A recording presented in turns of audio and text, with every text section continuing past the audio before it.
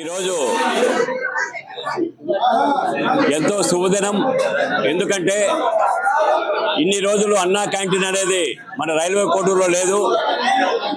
ఈరోజు మన ప్రీతమ ముఖ్యమంత్రి నారా చంద్రబాబు నాయుడు గారి సహాయంతో, అదేవిధంగా డిప్యూటీ ముఖ్యమంత్రి పవన్ కళ్యాణ్ సహాయంతో ఈరోజు కోడూరుకి అన్నా క్యాంటీన్ రావడం ఎంతో శుభసూచకం.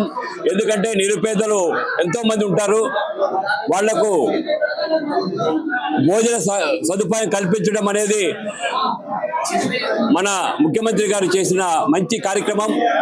రోజు స్టేట్ లో 54 లక్షల మంది ఈ అన్నా క్యాంటీన్ వల్ల భోజనం చేయడం జరుగుతుంది.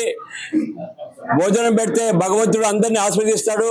మన ముఖ్యమంత్రి గారిని కానీ పవన్ కళ్యాణ్ గారిని కానీ ఈ ఆశీర్వాదం వాళ్ళకి ఖచ్చితంగా మన ప్రజల ఆశీర్వాదం ఉంటుందని మనసారా కోరుకుంటూ, ప్రతిరోజు 54 లక్షలు ఖర్చు అవుతుంది అన్న భోజనం క్యాంటీన్ పెట్టడానికి, భోజనం పెట్టడానికి.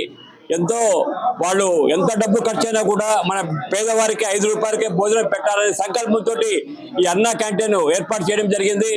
ఎంతో శుభ పరిణామం ఇది. కాబట్టి ఇంకా అభివృద్ధి కార్యక్రమాలు రైల్వే కోడూరులో మన ముఖ్యమంత్రి గారు అయితేనేమి, పవన్ కళ్యాణ్ గారు అయితేనేమి తప్పకుండా చేస్తారని రైల్వే కోడూరుకి మనస్ఫూర్తిగా తెలియజేసుకుంటున్నా.